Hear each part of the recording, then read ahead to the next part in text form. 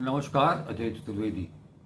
आज हम बात करेंगे बिहार में जो चुनाव होने हैं नवंबर के महीने में, और उसके लिए चुनाव आयोग जिस तरह की तैयारी कर रहा है नए सिरे से चुनाव सूची बनाने की, उस मामले में विपक्ष की ओर से, एडीआर की तरफ से और विभिन्न स्वयंसेवी संस्थाओं की तरफ से जो सुप्रीम कोर्ट में याचिका दायर की गई थी उस मसले पर। तो मैं आपको बता दूं कि आज तमाम जिरह के बाद सुप्रीम कोर्ट ने एक संवैधानिक संस्था चुनाव आयोग पर कोई आदेश नहीं दिया है, लेकिन उन्हें एक सुझाव दिया है। इसे आप सुझाव समझें या आदेश, दोनों ही हो सकता है। लेकिन सुप्रीम कोर्ट ने चुनाव आयोग, संवैधानिक संस्था चुनाव आयोग का सम्मान करते हुए उन्हें केवल सलाह भर दी है, और ये सलाह ये दी है कि वो जिन मतदाता सूची को गहन पुनरीक्षण अभियान चला रहा है, उसमें जिन 11 दस्तावेज जनता के लिए उपलब्ध कराए गए हैं, उनमें 3 अन्य दस्तावेजों को शामिल करने के लिए कहा है।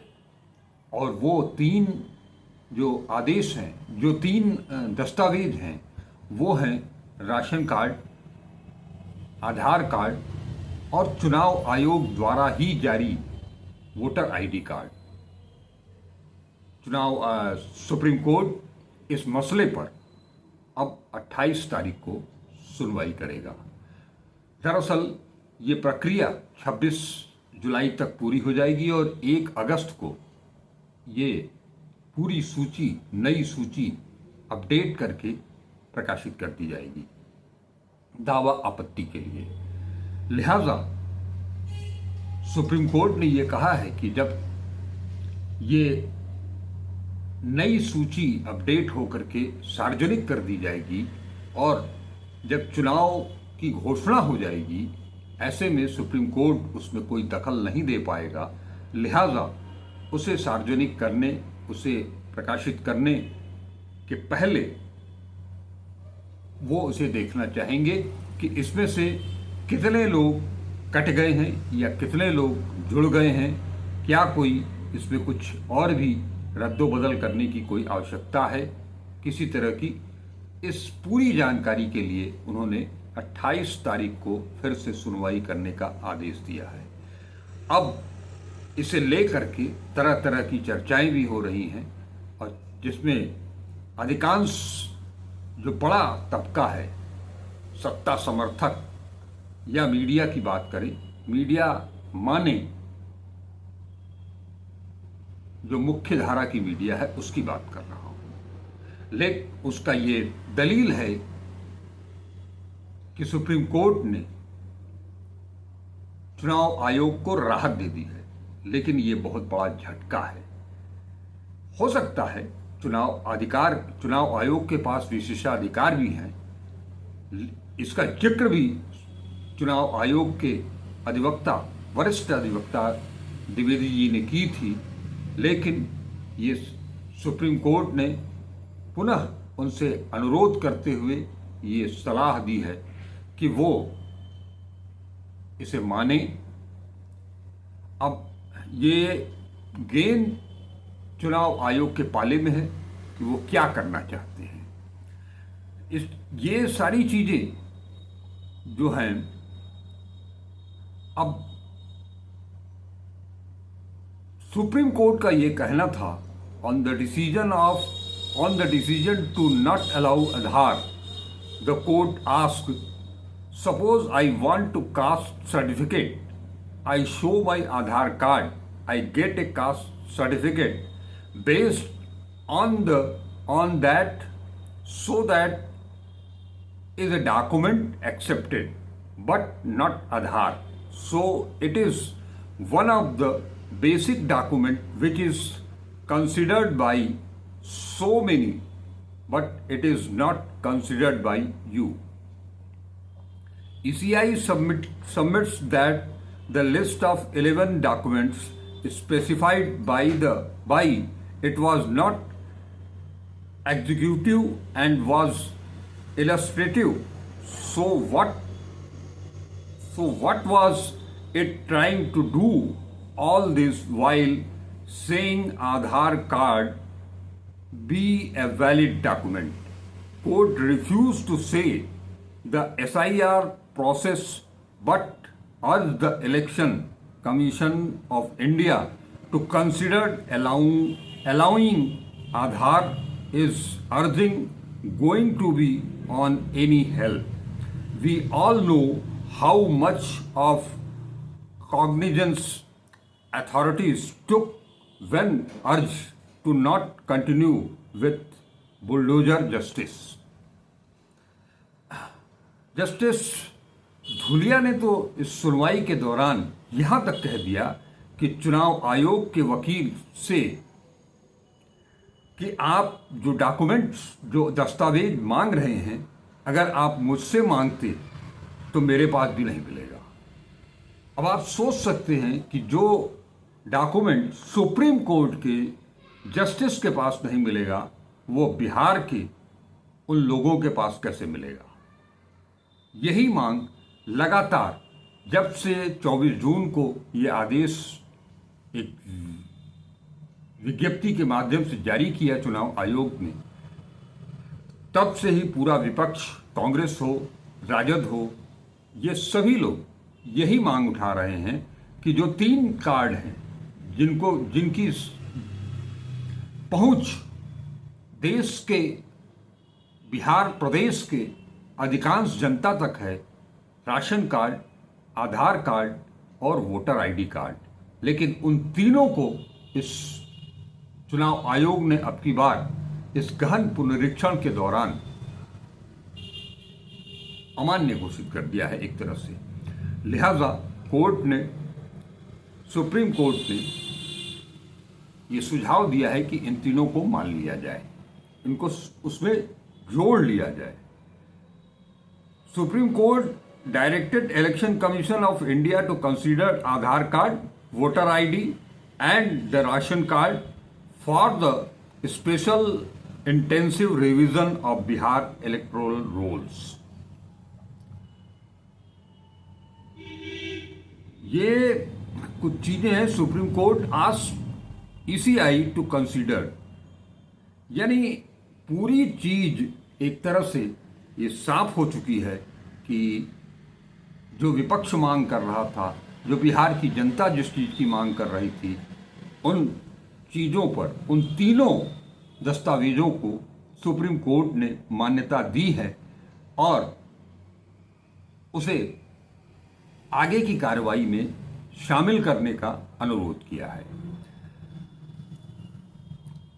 लेकिन सुप्रीम कोर्ट ने एक सवाल ये भी आया था नागरिकता का, तो उस पर सुप्रीम कोर्ट ने ये कहा है कि सिटीजनशिप डिटर्मिनेशन इजंट इलेक्शन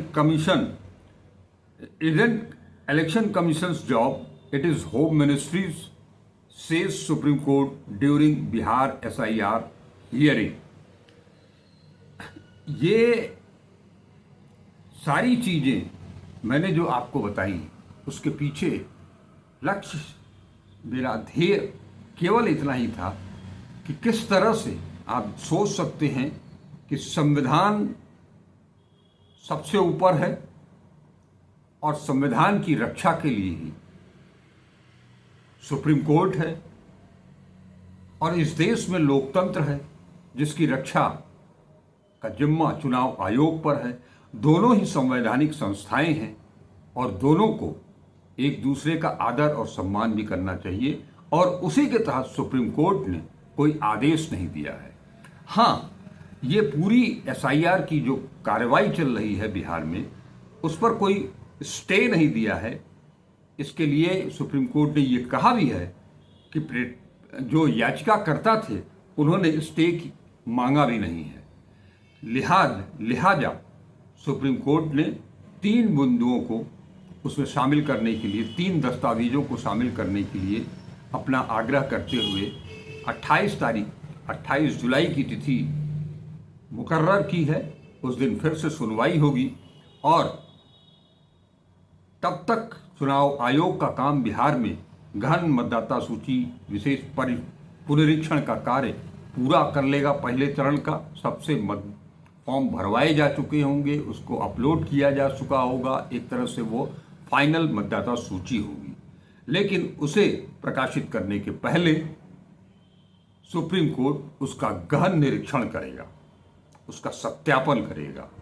उसके बाद ही उसमें अगर कुछ अगर मगर पाया गया तो हो सकता है कि अब 28 तारीख को सुप्रीम कोर्ट उस पर कुछ और क्वेरी करना चाहे चुनाव आयोग से। लेकिन अब जो कुछ भी होना है वो 28 जुलाई के बाद ही, और लिहाजा समूचा विपक्ष हो या आम जनता हो, उन सब की निगाह एक बार फिर से सुप्रीम कोर्ट पर लगी हुई है और वो 28 जुलाई तक इसका इंतजार करेंगे। ये एक आज की तारीख में, आज के लिए, बिहार की जनता के लिए और ख़ास तौर पर उन लोगों के लिए, बिहार के उन लोगों के लिए जो इनका नाम 2003 की मतदाता सूची के बाद भी जो बताया जा रहा है कि उन्हें फिर से अपने आप को प्रमाणित करना होगा कि वो भारत के जायज नागरिक हैं। क्योंकि जब तक नागरिकता का सवाल है, भले ही नागरिकता का प्रमाण पत्र चुनाव आयोग को नहीं देना है, ये कार्रवाई भी चुनाव आयोग के हिस्से की नहीं है, वो गृह मंत्रालय की है, वो सुप्रीम कोर्ट ने बता भी दिया है। लेकिन इन डॉक्यूमेंट से कम इतना तय होगा कि वो इस भारत के नागरिक हैं, वो वोट दे चुके हैं। चुनाव आयोग वेरिफिकेशन के बाद ही उनका वोटर आईडी कार्ड बनाया होगा। राशन कार्ड के लिए भी तमाम पेचीदगियां हैं, तमाम जटिलताएं हैं, तमाम बड़े एक प्रोसेस है। उस प्रोसेस के तहत ही देश की जनता को राशन कार्ड इशू किया जाता है। आज की तारीख में हर किसी के पास राशन कार्ड होता भी नहीं है। इस राशन कार्ड के आधार पर ही 80 करोड़ जनता को राशन मिल रहा है मुफ्त में, जिसकी वाहवाही सरकार अपने नाम करती है और अपनी पीठ थपथपाती है।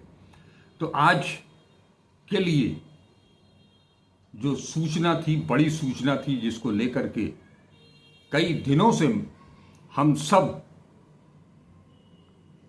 चिंतित थे कि क्या लाखों करोड़ों मतदाताओं का नाम मतदाता सूची से बाहर हो जाएगा, उनका जो लीगल अधिकार है वो उनसे छीन लिया जाएगा।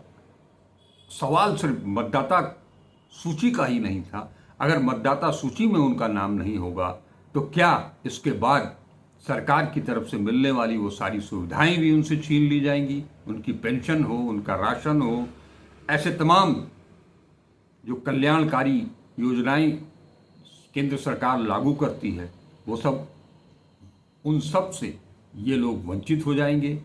इन सब पर अभी कोई फैसला तो नहीं आया है, लेकिन एक राहत भरी खबर जरूर है। आज बस इतना ही। वीडियो को पूरा देखें, लाइक करें, कमेंट करें, ज़्यादा से ज़्यादा शेयर करें और अब तक अगर चैनल को सब्सक्राइब नहीं किया है तो सब्सक्राइब जरूर करें। नमस्कार, अजय चतुर्वेदी।